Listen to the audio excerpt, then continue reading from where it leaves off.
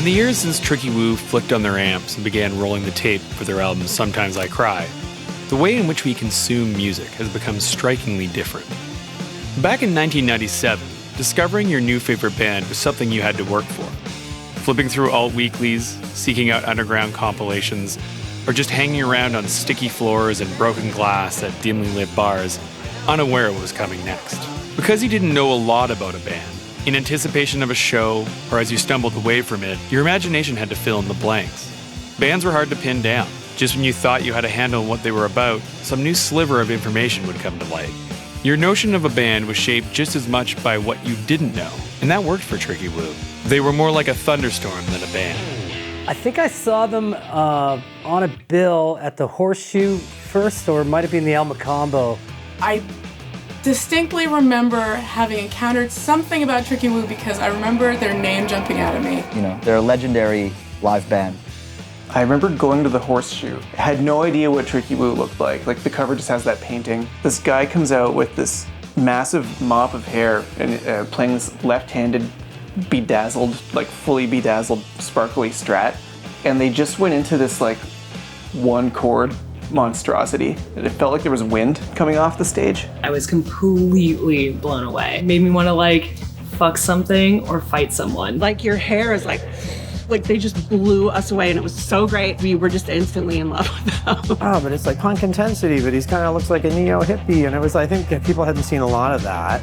All of the music I grew up with, like, you know, the Stones and Kinks and the Who, I'd never seen anything that resembled that even remotely in the music I experienced until that point. It just absolutely blew my balls off. I mean, it was so full on and such a non-stop thrill. It was like I'd glued it into my CD Walkman. I would be traveling around London on the tube all the time, just blasting this record non-stop, because it was just such a tonic and so different from everything else that was around at the time. But rock radio at the time was super fucking soft, super boring.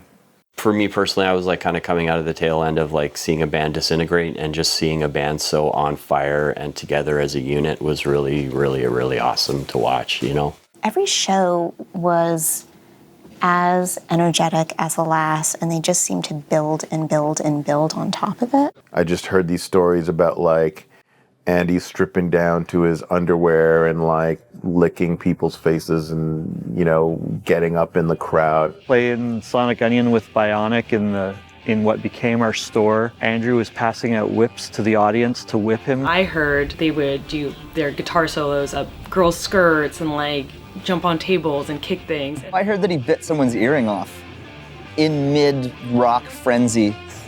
Watching that band play live towards the late 90s was like watching gasoline being poured and a match being thrown into it. And people totally fed off that energy, and the band fed off the energy of the audience. And those guys could play guitar together, like when you have like the drummer and the two guitarists playing riffs that like all coincide kind of technically without trying to be technical. It's just like great. It was just like coming out of them. It's like 100 AC/DCs fighting each other in a tin room with sound echoing off of everywhere. That band sweat so much on stage that you couldn't help but respect it. Like, you liked it, but you also really respected it because they left it all out. I don't even know, when I heard that the band had broken up, I thought, of course, you know, who would have any energy to carry on? I've never seen a band work so hard on stage like they did. Since 1996, 3 years now, what's been the mission of the band? Our mission is rock and roll the way we believe it is, you know, and that's... High energy, lots of... high energy, soul, and love. Take my hand, I am ready, magic band, we'll rock you steady, slip inside, grim, thin, and cherry. Take my hand, I am ready, when the sun goes down, she comes around. Oh, when the sun goes down, she comes around. Oh, when the sun goes down, she comes around. Oh, when the sun goes down, she comes around.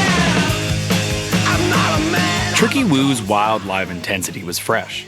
Bands like Danko Jones, the Deadly Snakes, the Space Shits, and the Moody Suzuki were also planting the seeds of rock and roll revival to come. In 1997, though, the airwaves were essentially toothless.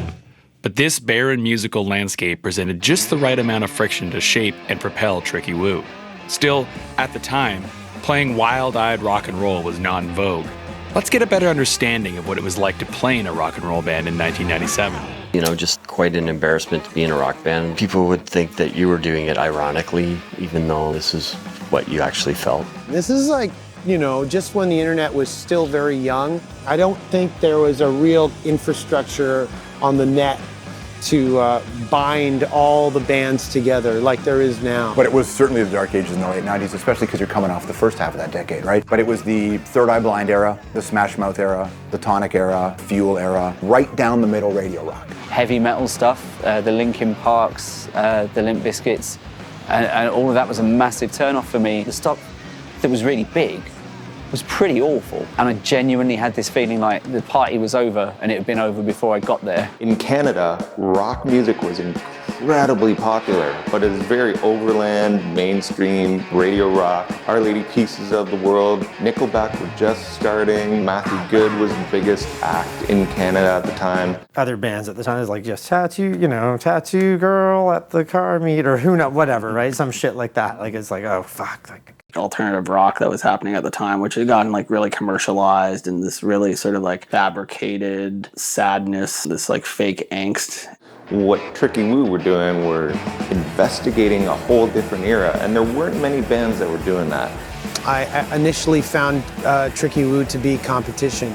Eventually, of course, that all melted away. They're really nice guys. But, you know, I was very defensive and protective when we started our band. Are you improving the city? Oh, I don't know if I think it's a lost cause, ma'am. Much like the growing pains rock and roll was experiencing, the music scene in Tricky Woo's hometown of Montreal was undergoing its own transformation. Famously, of course, the city would become a musical hotspot in the early 2000s. But during the mid-90s, it wasn't quite there yet. At the time, Howard Billerman, a Montreal music mainstay, was just beginning to record bands in his loft, which doubled as a makeshift music venue. Among the early albums he put to tape were Tricky Woo's first two, Rock and Roll Music Part 1 and The Enemy Is Real. In the late 90s, there were like very, very, very few traditional venues that you could play.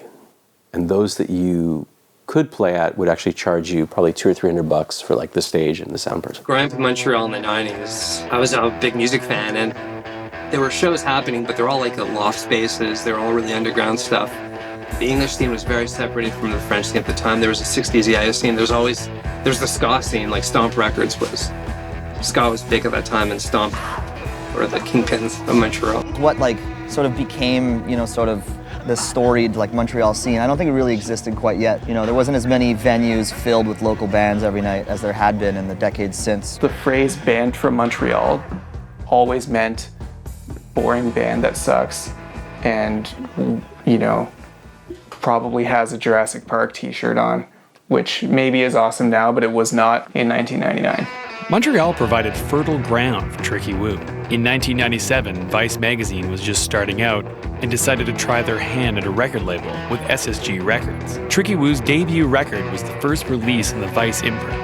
SSG helped launch a scene that would take the band out of lofts and into Montreal's many venues. Before long, Tricky Woo had cut their teeth and began to romance the Montreal scene, even getting a slot on the 1997 Vans Warped Tour.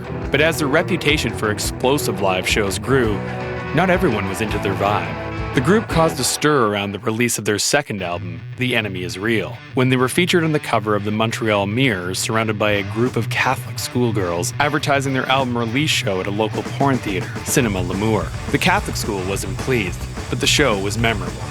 Angelica Keganil, a sophomore in high school at the time, was one of the Catholic schoolgirls on the cover. I think how I feel about it now is how I felt about it then. I was just like, oh, cool, this is fun. That's it. You know, I remember I brought it home, I showed it to my mom. My mom thought it was cool too. She was like, oh, okay, that's fun for you. She had it laminated, so there's that. The Mirror cover, along with other local rivalries and antics, added fuel to the fire as the band continued to gain popularity outside of Montreal and began touring more extensively. Word of the group's feverish live shows and their questionable reputation spread and made them a must-see live act. The band's knack for creating chaos and confusion made them hard to pin down. At the heart of it all was frontman Andrew Dickson. Andy had something as a front person which you can't manifest, you can't buy, which is just this watchability. On stage, he embodied the true spirit of rock and roll.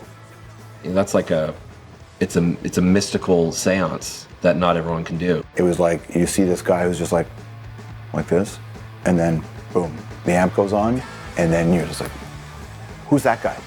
And then the show was over, and he was done.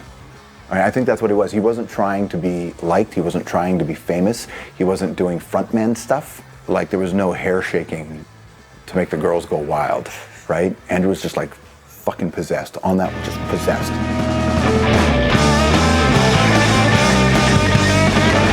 This incredible Jekyll and Hyde thing where every vocal take he did was just full on, like 120%. Like coughing up blood, and then at the end of it he'd be like, "Is it be okay if I just took 5 minutes? I just need to make some soup," and like would just turn into the most mild-mannered, shy, internal guy, and then do another vocal take and just like it's just this explosive energy. It was like he was playing a bit of a character. I don't think that's unfair to say. You know, this was a guy I'd seen, you know, running around these venues half naked and, you know, creating this big, you know, ruckus on stage. And I was almost like really taken aback by how calm and sensitive and thoughtful he was on the phone. You know, I was totally coming into this with, you know, some like jokey kind of questions, figuring he'd kind of play it up, but he was like so not that guy. He was just like a really like humble, sweet kind of soul. Are these comparisons things that are important to you at all? Not really. They all play rock music. I think it's a very broad thing, you know. I think, if anything, I'd compare us to mountains. Why is that? Because mountains are beautiful, powerful, and serene. I mean, it goes all the way to the artwork, like Andrew being able to paint such beautiful album covers and just the aesthetic, you know, like the whole aesthetic vibe of the band. I noticed that you've got bear cubs specifically, on the cover of your album here. Is there a particular motif you're going after with bear cubs here?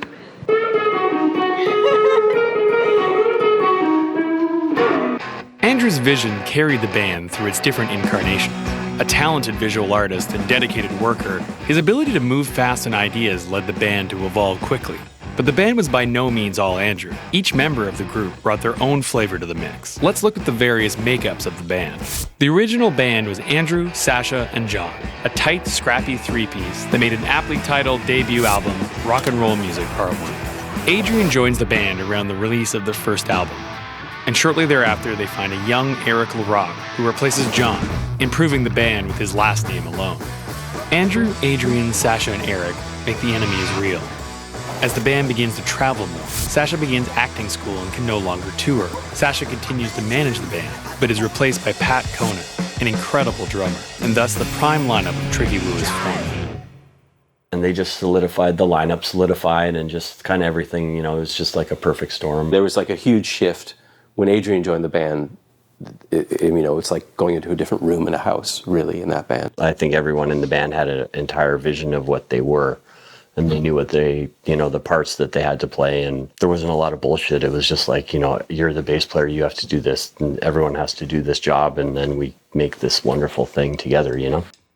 In the winter of 1998, the band really hit their stride with their live performance and began to demo their next record with Howard Billerman. Now working with label Sonic Onion, the band recruited producer Ian Blurton and engineer Daryl Smith at Chemical Sound in Toronto.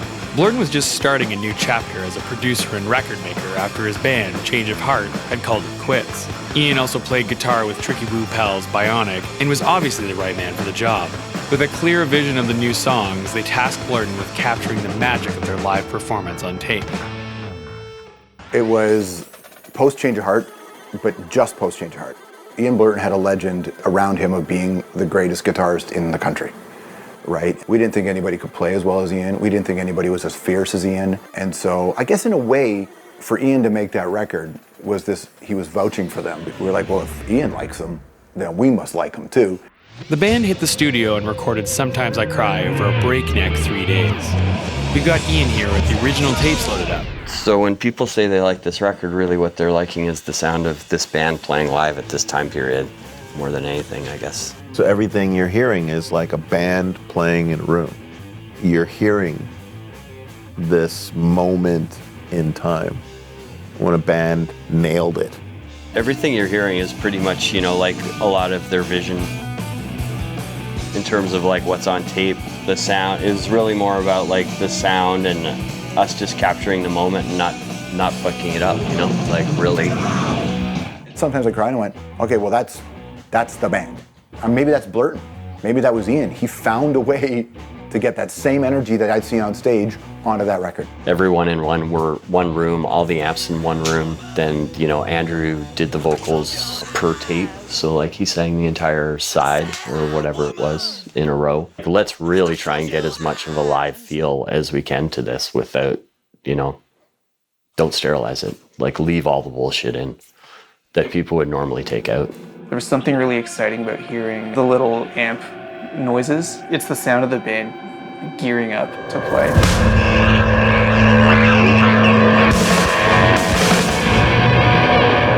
The great thing about this album is, number one, it just begins amazingly well. Like, every album, really, on reflection, should have an instrumental opening track that's got the sound of the devil burping in the middle of it. I mean, it just sets the scene perfectly.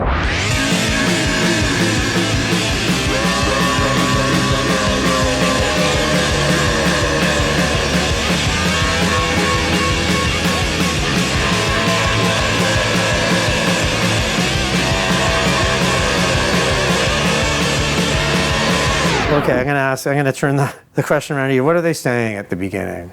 What is that backwards mask or that low?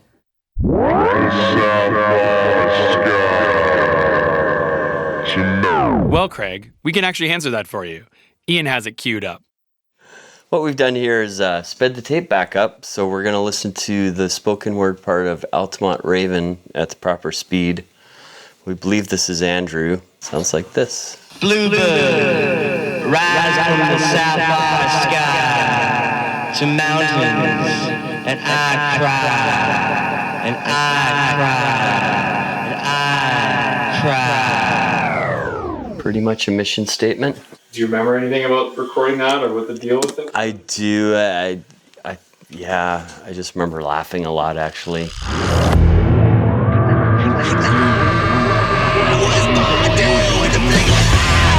Born To is definitely one of my favorites. Like one of my favorite Andrew Dickson lines is I get up in the morning just to get down. Like that, the riff on that's so awesome. It's almost got this Aerosmith vibe to it. It's like Walk This Way vibe to it with the way the drums come in and the way the riff is. It's pretty badass.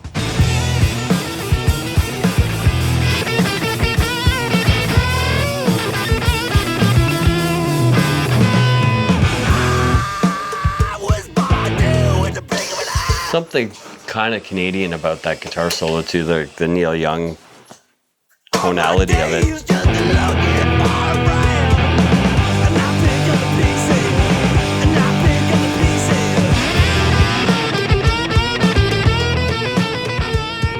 I still couldn't probably play the riff like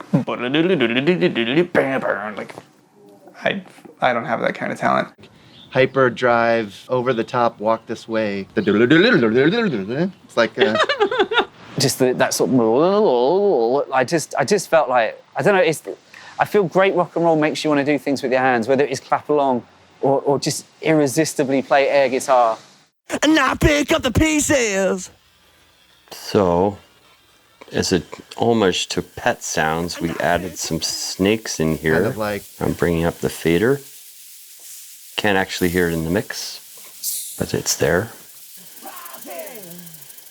Rising, rising, rising. Sorry, I tried to.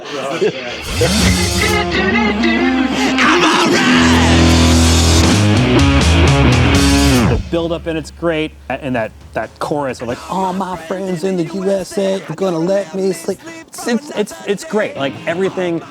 Especially because the songs are so short, so catchy, so singable. And then, of course, like whenever they start doing their solos and stuff, it's otherworldly. All my friends in the USA are going to let me sleep for another day. I just absolutely love that line. I've always thought that was just a fantastic line. The first time we heard this record, the first time through, I was like, all my friends in the USA, that's us. The song called All Right? And Travis was like, no, it's not. And I was like, that is us. Because, like, they don't have any other friends in America. This one's obviously made for the live show, for the hand clapping part.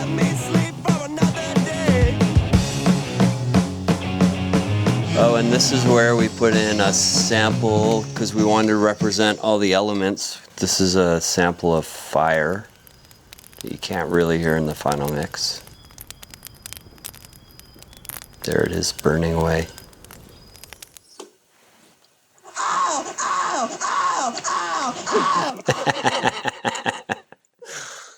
I got nothing else. To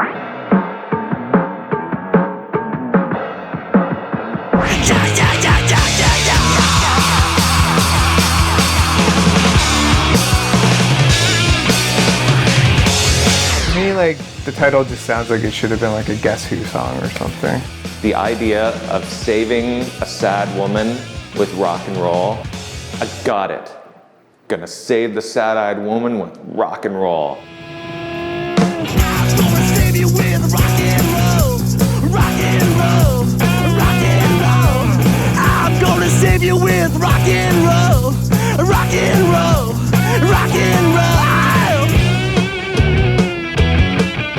roll. The vocals, astonishing. Like, you know, they just sound like a flamethrower is going through the vocal cords as opposed to the actual air.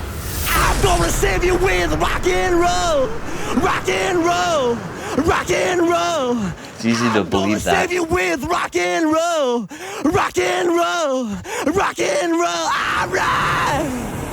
I wish you had no time. Fly the Orient was just like a monster. Fly the Orient. Fly the Orient. Fly the Orient. Fly the Orient. Fly the Orient. Fly the Orient. I mean, Fly the Orient. Fly the Orient. Fly the Orient? Fly the Orient obviously is a fantastic song. Yeah, Fly the Orient's the fucking tune for me. Fly the Orient is like a hit. I mean, it's like a top 40 hit.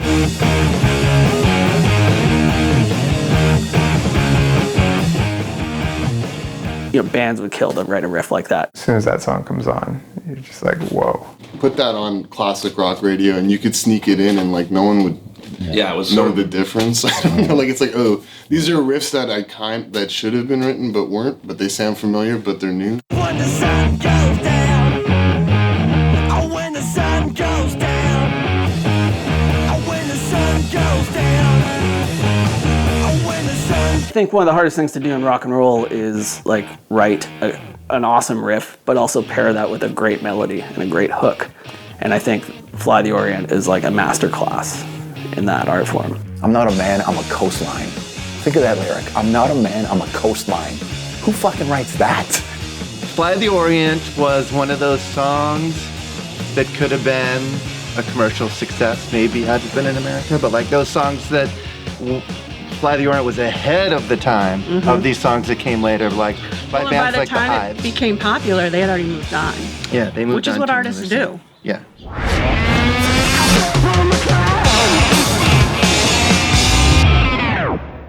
I fell into what I do.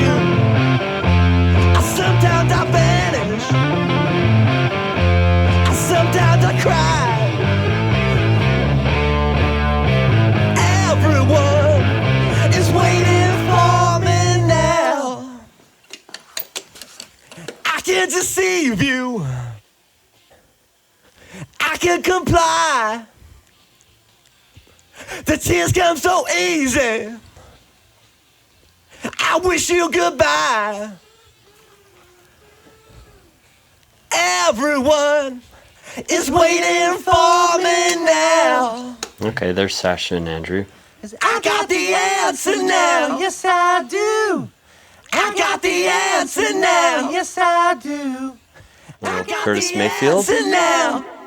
The band finished recording Sometimes I Cry in February of '99 and hit the road in April. Andrew buttoned up the album with one of his paintings for the cover. The sleeve of the album is really ridiculous. It is so of a time, and that time is 1969. Like, if you were flipping through crate digging and you saw that, you would have to take that record and buy it, and it's perfect for the sound of it. That is a close-up of the Raven. that's trapping today's youth. Show the camera, man. Show the camera. And yeah, that's a painting I did for the album cover. We had made, the music had been made up, and I just sort of reflected on the sounds, and that's what came about. Sometimes in Canada, like, design wasn't as caught up with like what it should be kind of thing. So, but when you look at that album cover, it's like it looked good too. The fucking videos in that field, right? Running around doing shit in that field. Like, what's that all about, right? And they sound great, and fucking the great shirts they were wearing. They had great shirts. Hip hop's about jackets and rock and roll's about shirts, you know, and they had great shirts. Sometimes I cry. The album clocks in at half an hour, 12 songs, searing rock and roll tracks. It starts with guitar, and it doesn't stop for the length of the record. It's 12 songs, bam, bam, bam, bam, bam. You know, there's no breathers, there's no fat. Razor sharp barbed wire the whole way through. Every song on it was great, and it clocks in so fast you don't even really realize what happened. It was just an explosion, really. Listening to it, it's like, oh my God. The immediacy. Putting it on and hearing it for the first time, and not hearing interludes, not hearing little arty things. It's just like one thing, unrelenting. Like, it's just nonstop. I'm gonna let the good times roll. I found the music, baby, and all I need is a woman like you. And I found the music, baby, and all I need is a woman like you.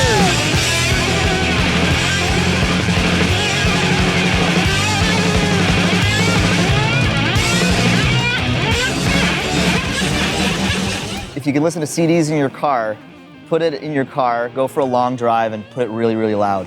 And I put that fucking CD in my car. It was like going crazy, and I was just like, here we go. I'm fucking driving a stick shift down fucking Yonge Street in Toronto, fucking rock and roll blaring. It was pretty great. So I don't remember the exact day that I got it, but I remember hearing it thinking, this is the band that I love. I was kind of annoyed and impressed at how ahead of their time they were. At iWeekly, we had this open concept office space, so like, you know, we'd have a stereo in one corner and that would just sort of blast through the office. And I remember like when Sometimes I Cry came in, it was just like on that stereo for like the entire summer of '99, it felt like. Everyone just noticed like, wow, this band is like really shooting for the next level. You know, they're not just some crazy wild garage rock band anymore. Like this is a proper hard rock band, and you could put them alongside, you know, the sort of greats from the 70s. Before I think I got the CD, people were like, oh, this is going to be, they're going to come up quite a few notches when this comes out. I was like, okay, I'll be the judge of that. I literally will be the judge of that. I'm the critic. I'm going to listen to it, and I'm going to say whether this is going to come up, you know, they're going to come up in the world or not. And yeah, right away, I'm like, oh, this is just great. Like, it's just like, and this, you know, Stooges-y intro, and then the kind of almost free, like, all right now, you know, Fly the Orient, and then just from there, you know, like Hendrix, Blue Cheer, you know, and all like Punk Velocity kind of. It's just like, oh yeah, great. Tricky Woo spent the bulk of the year touring Sometimes I Cry, giving rise to a wave of articles about their now notorious live show. With a video in rotation on Must Music and songs getting placed in popular TV shows, momentum was growing. And in the fall of 1999, the band would make a notable Canadian TV appearance on The Mike Bullard Show, performing Fly the Orient. Please welcome Tricky Woo!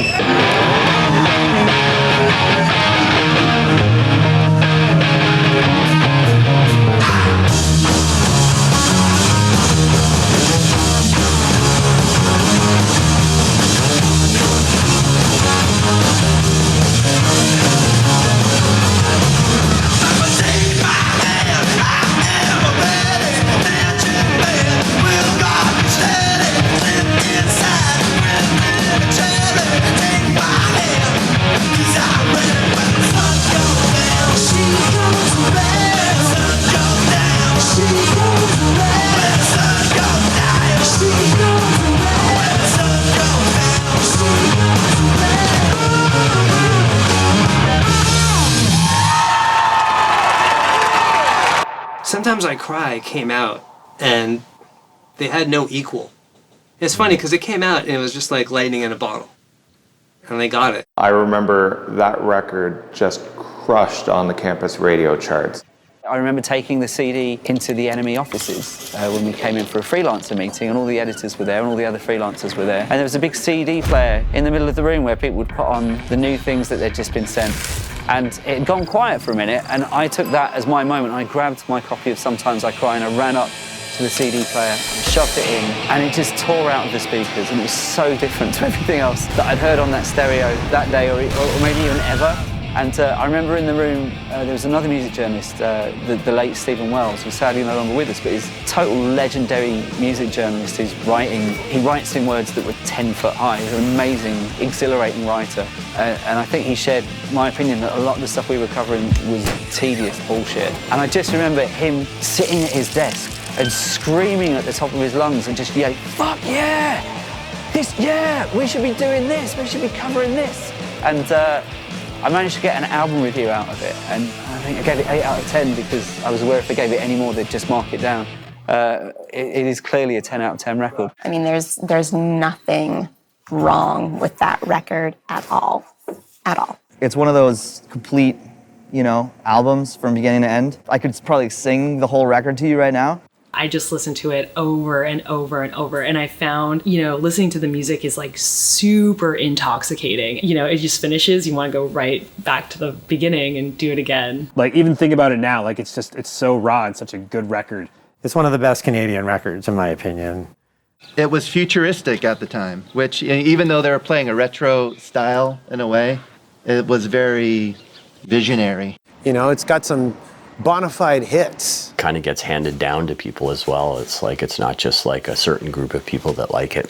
It's like younger people as well. There's a real joy to the record, I think, even though it's like a heavy-duty rock and roll record. You can just sense like this band is having a blast and they're kind of firing on all cylinders. It sounds cliche, but you don't hear music like that done that well anymore. Everything's overproduced. This is just, everything sounds great. To this day, I mean, it still holds ground. Tricky Woo is that one band where it's fun because after 20 fucking years, I can still turn somebody on to it who has never heard the band before. It's slightly tragic because I feel we talk about this record as a cult that a few of us are into. Anyone I know who loves this record loves it to absolute death, is obsessed with it. It's not like it's a 70s throwback band or a 60s throwback band. These are bands that have this deep, deep knowledge of all these other genres, and then they put something into the world that is at once familiar and totally fresh. As a band like Tricky Woo, I realized how much I love rock and roll. But the idea of just kind of smashing out a rock tune, I think it was kind of gauche for a long time, and then that record for me made it cool, And I've been searching for that always since then, to be completely surprised and blown away by something unexpected like that. I think, music journalists and anyone who's super deep into music gets really caught up with this idea of innovation and originality and, who's pushing the ball forward, what's the next thing. And at the same time, people have been eating cheeseburgers for 100 years and they will continue to eat cheeseburgers forever. And there's always a time and place for a great cheeseburger. And Sometimes I Cry to me is the best fucking cheeseburger you'll ever have. So I don't know if they had come out 3 years later, if it would have been different for them.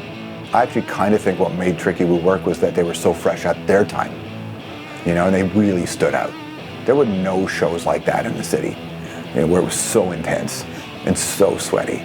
And again, they're short. The songs were short. They were fucking, it was over. I'm like, okay, I guess that's it.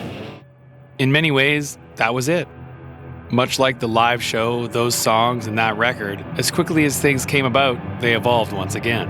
Andrew continued to chase the next thing, and as Tricky Woo set out to record their follow-up, he changed directions again, crafting lengthier, experimental jams. It was at this point, Adrian decided to leave the band. Their fourth album, the swaggering Le Sable Magique, was released in 2001, and the band broke up a year later. In 2005, they reunited to release their fifth and final studio album, First Blush. With more than 20 years in the rearview mirror, Sometimes I Cry still sounds like lightning in a bottle. Tricky Woo, much like other artists at other times, strive to do something different. 1999 was a strange time. Too early for the internet, too late for the rock-focused music machine of yesteryear. But you could still walk into a music venue and see a band that you'd never heard of, and it could change the way you thought about music. In scuzzy lofts and scrappy bars, Tricky Woo did just that. Sometimes I Cry captured this essence, and it can be felt in every pounding beat and throat-shredding howl. And in the end, what we're saying? More people should listen to Tricky Woo.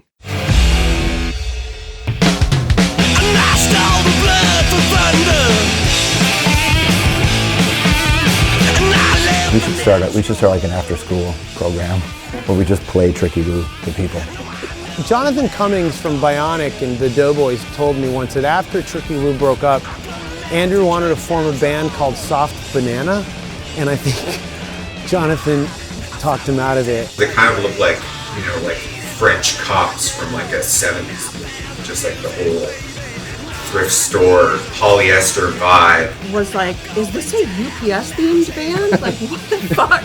The stage was so small that they had to push the pool table out to the front of the bar and put a piece of plywood on top of it to make enough room for all the band members. Immediately in their first song, they were, you know, jumping off the pool table and, you know, going out in the crowd and like serenading women, like getting in their faces a little bit. My girlfriend was one of them. I'd heard a good buzz about them, and they were okay. Yeah, I think that happened like on the first day or something. He basically blew his pants out, didn't have any other pants or something. That's the other, I don't know. Yeah, just keep those pants together, and yeah, we'll finish the record on time. Don't worry. I've been there. Kids always have 2 pairs of pants on hand.